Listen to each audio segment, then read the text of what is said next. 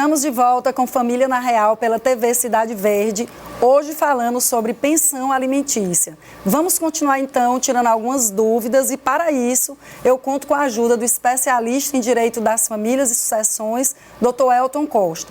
Então nós vamos agora tirar uma dúvida, Dr. Elton, que é uma questão bastante recente, atualizada, sobre o protocolo de gênero. Como isso tem influenciado nas decisões judiciais? Então eu queria que você falasse aí da sua experiência em Caxias, se tem tido já assim, algumas decisões judiciais. Na vara que eu atuo, já tenho decisões da juíza em que ela aumenta ou reduz baseada no protocolo. Perfeito. O protocolo de julgamento com perspectiva de gênero editado pelo CNJ, ele veio na perspectiva de tentar minimizar algumas distorções socioculturais que, por óbvio, respingavam, né? Adentravam o sistema de justiça. Então, imaginemos aquela situação em que um casal se divorcia e aí aquela mulher que passou todo o relacionamento, todo o casamento, todo o período convivencial como cuidadora, né, do lar e dos filhos. E aquele marido, o provedor. Então, não raras vezes acontece de quando esse casal se divorcia, essa mulher sequer sabe a conta bancária desse casal. Então ela chega ao processo, às vezes sem informação, não é porque ela não queira, é porque ela realmente não sabe. Ela só sabe dizer, olha, eu sei que talvez ele tenha uma conta no banco X, e ele tem um comércio assim, assim, assado, mas ela não tem informação nenhuma. Por quê? Porque durante toda a situação, ela foi a cuidadora dos filhos e ele foi o provedor. O protocolo por julgamento com perspectiva de gênero do CNJ, ele veio e diz, olha, julgador, debruce sobre essas questões com mais cuidado e tome as providências necessárias para evitar que, se existe alguma violência sendo praticada ali, se perpetue, ou para evitar que alguma violência comece a acontecer, ou para equilibrar o máximo possível essa situação de desequilíbrio existente nessa relação que foi trazida nesse processo.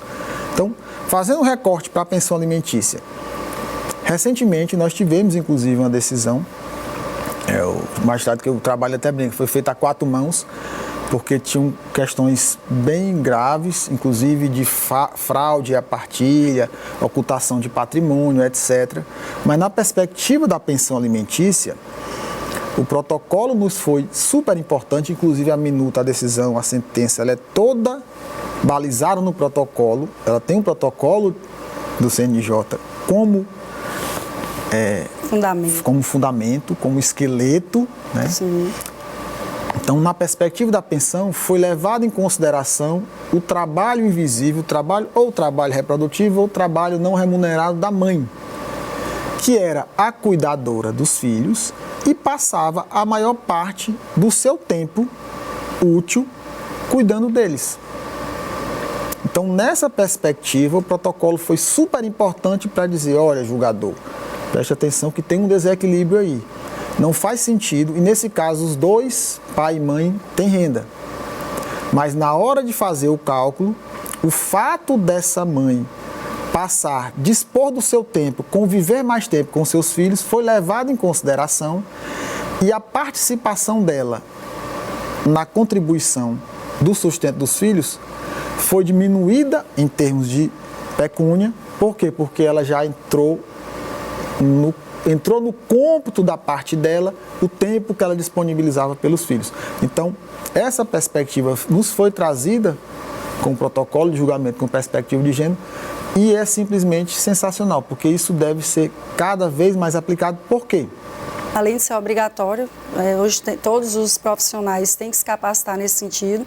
Falava com a doutora Keila, nossa primeira convidada, maravilhosa, foi muito bom. A gente já falou sobre esse assunto, que muitas vezes a mulher ela renuncia até a sua profissão, renuncia aos seus estudos para se dedicar aos filhos. Então, esse cálculo, ele está desequilibrado. Como eu posso, na hora do quesito ali, possibilidade, eu dizer, a mulher vai pagar a mesma coisa que o homem. E claro, eu estou falando de mulher aqui, mas poderia ser o contrário, poderia ser o homem que se dedica 24 horas a cuidar do filho.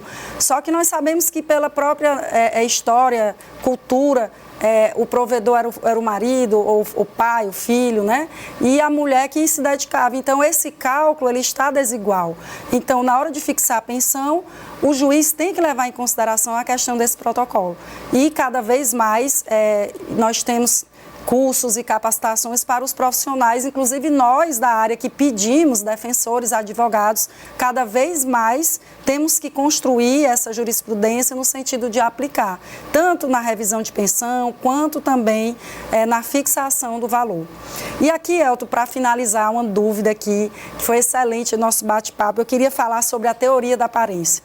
O que a gente mais vê hoje nas varas de família, nos atendimentos, são as pessoas chegando com prints do Instagram, com prints do Facebook, com fotografias. Olha aqui, doutora, como é que esse pai está bem aqui, andando de lancha, hospedado no melhor hotel do Rio de Janeiro, e ele está chorando miséria no processo, dizendo que não pode pagar R$500 de pensão. E aí eu queria que você falasse um pouco sobre isso. Perfeito, Rosa. A teoria da aparência, ela é, de uma forma bem simplória, ela se traduz da seguinte forma. Quando aquele que é compelido a pagar pensão chega no processo, e como você bem disse, olha, eu não posso pagar esse valor, tá aqui, olha, eu só ganho isso. E às vezes até tem documentalmente, ele só ganha aquilo que ele está alegando. Todavia, porém, contudo, ele exterioriza, ele aparenta no seu cotidiano, na sua vida, um padrão de vida incompatível com aquela renda. Então é impossível alguém que tem uma renda verdadeira de um salário mínimo possuir um carro que custa R$100 mil. A conta não fecha. Né? Então, ele nos diz uma coisa no processo, mas ele exterioriza, teoria da aparência, uma condição totalmente discrepante, que nos leva, quando eu digo julgador, sistema de justiça, a entender, a vislumbrar que ele tem uma renda bem maior do que aquela que ele declara no processo. Então, hoje já existem mecanismos de se buscar. A forma mais eficiente ainda são as redes sociais, por incrível que pareça. Hoje eu estava vendo uma postagem, uma colega dizendo assim, porque saiu recentemente uma notícia que o TJ do Piauí majorou, aumentou o valor dos alimentos, né, devidos, a pensão alimentícia devida, com base na teoria da aparência. O devedor ostentava sinais de riqueza superiores ao que ele comprovou no processo. Então, o tribunal foi lá e aumentou o valor da pensão. E eu vi uma colega dizendo, agora os pais vão parar de postar. Fiquem tranquilos, meus queridos, que não vão.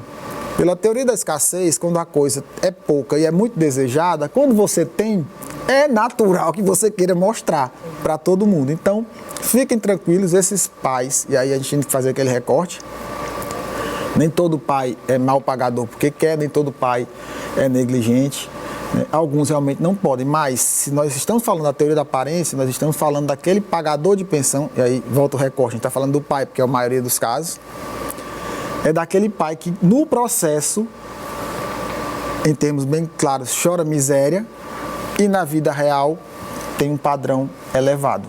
Então, nesses casos, a teoria da aparência é aplicada, está sendo cada vez mais aplicada, e eu não consigo imaginar a possibilidade dela deixar de ser aplicada.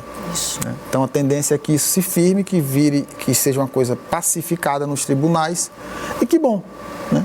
Que bom. Não que os pais parem de postar, seja feliz, você conseguiu alcançar alguma coisa, poste, mas que você transforme essa ostentação em capacidade contributiva de fato, para melhorar a qualidade de vida do seu filho, não só a sua. Elton, eu queria lhe agradecer imensamente A nossa conversa foi extremamente valiosa para a população.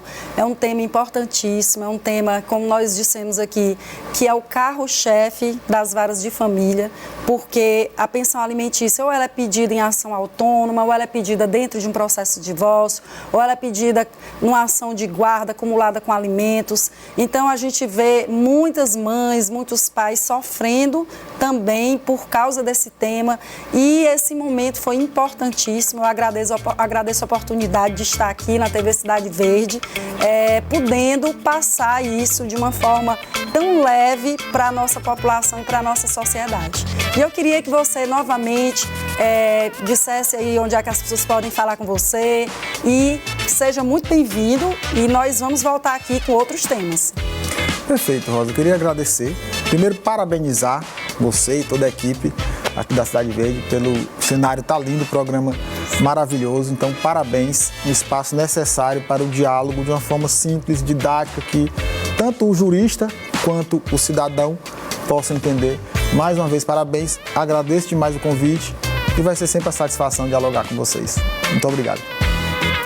Finalizamos mais um Família na Real. Obrigada pela sua escuta, paciência, e lembre-se, no coração de cada família existe uma história a ser contada. Cuide bem das suas relações. Até a próxima.